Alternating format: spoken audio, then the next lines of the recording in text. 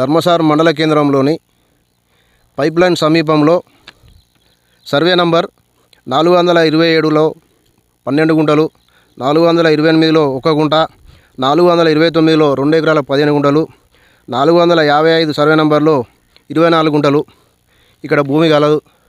ఈ యొక్క భూమి పురంబోకు భూమి.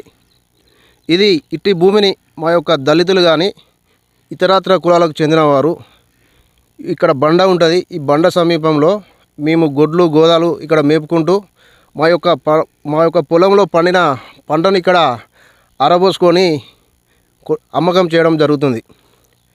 ఈ మధ్యకాలంలో ఒక రెండు సంవత్సరాల కాల వ్యవధిలో ఇక్కడ కొందరు బ్రోకర్స్ గాన్లు, చిల్లర గాన్లు, ఎవరిని ఏమన్నా కూడా తక్కువే, అలాంటి వ్యక్తులు ఇక్కడ పక్క రైతులకు భూమి ఉంటే ఆ యొక్క పెత్తందారులకు ఈ యొక్క ప్రభుత్వ భూమిని కట్టిపెట్టడం కోసం వారు ఈ యొక్క చెట్లు చేమలు ఉన్నదాన్ని సాగు చేయించి జస్ట్ ఒక 2 సంవత్సరాల క్రితం మాత్రమే ఇదంతా చదును చేసింది. అంతకుముందు మొత్తం చెట్లు చేమలు ఉన్న బాపది ఈ యొక్క భూమి. దీన్ని చదును చేసి వారికి కట్టబెట్టడం కోసం దీన్ని అంతా సాగు చేయించడం జరిగింది.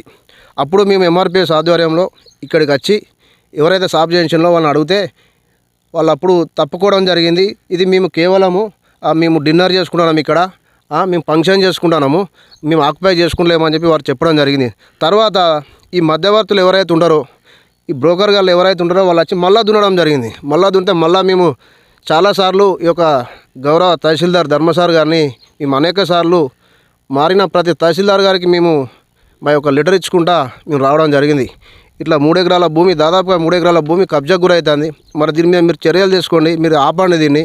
మాకు ఇక్కడ రైతులకు ధాన్యాన్ని ఆరబోసుకోవడానికి మాకు స్థలం లేదు, రాబోయే కాలంలో ఇబ్బంది అవుతుంది అని చెప్పి మేము అనేక సార్లు మేము మొరపెట్టుకు తహసీల్దార్ గారులకు ఒక 4-5 తహసీల్దార్ గారు ఇప్పటి వరకు మారిన్లు, వాళ్ళకు మేము మొరపెట్టుకోవడం జరిగింది. అయినా కూడా ఇప్పటి వరకు కూడా ఆ పని జరగలేదు. మొన్నటికి మొన్న ధర్మసార్ తహసీల్దార్ గారు సదానందం సార్ గారిని మేము సార్ ఏంది సార్ మరి ఇప్పుడు మళ్ళా దున్ని మళ్ళా విత్తనం వేసిండ్రు, మరి పరిస్థితి ఏంది సార్ అని చెప్పి మేము మళ్ళొక్కసారి సార్ గారిని అడగగా కంపల్సరీ నేను మీ దగ్గరికి వస్తా, నేను వచ్చి అక్కడ ఆ ఫీల్డ్ దగ్గరికి వస్తా, ఆ భూమి దగ్గరికి వచ్చి నేనే వస్తా, వీళ్ళు కాదు అని చెప్పి తహసీల్దార్ గారు ఈరోజు రావడం జరిగింది. ఈరోజు వచ్చి మేము ఖచ్చితంగా ఈ భూమి మీద ఎల్లుండి నేను సర్వే చేస్తానని చెప్పి మా ముందే సర్వేయర్ గారికి ఫోన్ చేసి ఈ భూమిని సర్వే చేయాలా, మీరు ఇమ్మీడియట్గా మీరు ఏం పనులు ఉన్నా కూడా వదిలిపెట్టుకోని అని చెప్పి మా ముందే చెప్పడం జరిగింది. కాబట్టి దీన్ని అన్యాయకాంతం కాకుండా, కబ్జాకు గురి కాకుండా ఈ యొక్క తహసీల్దార్ గారు తగు చర్య తీసుకోవాలని చెప్పి సందర్భంగా గుర్తు చేస్తున్నాను. ఇదే సందర్భంలో ధర్మసార్ గ్రామంలో బీసీ కాలనీలో పోలీస్ స్టేషన్ సమీపంలో నిన్న ఒక 4-5 ఫీట్ల స్థలం, 4-5 ఫీట్ల స్థలం ఎక్కువ అని చెప్పి ఇదే తహసీల్దార్ కార్యాలయం నుండి ఆర్ఐ గారు ఒక జేసీబీని తీసుకొని చెప్పి అక్కడికి వెళ్తారు. ఆయన కాంపౌండ్కు రోడ్డుకు కొలిస్తే 32 ఫీట్ల పానాది ఉంటుంది.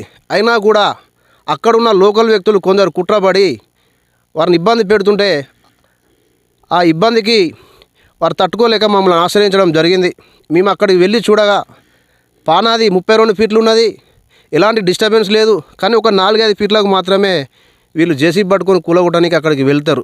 మరి ఇక్కడ 3 ఎకరాల భూమి అన్యాయకాంతానికి గురవుతుంది. మరి దీని గురించి ఎందుకు పట్టించుకోరని చెప్పి నేను ఈ సందర్భంగా గుర్తు చేస్తున్నాను. కబ్జా గురవుతుంది. మరి ఒక కబ్జా గురి కాకుండా కాపాడవలసిన బాధ్యత మరి ఒక తహసీల్దార్ గారికి ఉంటుంది. కాబట్టి ఎల్లుండి కనుక సర్వే చేయించినట్లయితే మేము ఖచ్చితంగా మా ఎంఆర్పిఎస్ ఆధ్వర్యంలో ఇక్కడ టెంట్ వేసి మేము నిరాహార దీక్ష చేసి అనంతరం కలెక్టర్ గారి దృష్టికి తీసుకెళ్తాం, ఇంకా పై అధికారుల దృష్టికి కూడా తీసుకెళ్తానని చెప్పి సందర్భంగా గుర్తు చేస్తూ గౌరవ ఉప ముఖ్యమంత్రి మాజీ మరియు ప్రస్తుత శాసనసభ్యులు కడియం శ్రీగారి ఆధ్వర్యంలో, కలెక్టర్ గారి ఆధ్వర్యంలో ప్రభుత్వ భూములను అన్యాయకాంతం కాకుండా చూడాలని చెప్పి మొన్నటికి మొన్న 2 రోజుల క్రితం వారు చెప్తారు. అంతేకాకుండా రెవెన్యూ శాఖ మంత్రి పొంగులేటి శ్రీనివాస్ గారు కూడా 30 తారీఖు మొన్నటికి మొన్న చెప్పడం జరిగింది. ప్రభుత్వ భూములను, ప్రభుత్వ ఆస్తులను పరిరక్షించాలని చెప్పి వారు చెప్పడం జరిగింది. కానీ ఇక్కడ మాత్రం వారు చెప్పింది ఒకటి, ఇక్కడ జరిగేది ఒకటి, ఇక్కడ జరుగుతుంది. మరి ఈ యొక్క ఇక స్థానిక శాసనసభ్యులు కడియం శ్రీహరి గారు మరి ఈ యొక్క భూమిని ఈ యొక్క ప్రభుత్వ పురంబోకు భూమిని అన్యాక్రాంతం కాకుండా తాను కూడా తగు చర్యలు తీసుకొని దీన్ని కాపాడాలని చెప్పి మేము ఆ యొక్క శాసనసభ్యుల గారికి ఎమ్మెల్యే గారికి మేము విన్నవించుకుంటాను.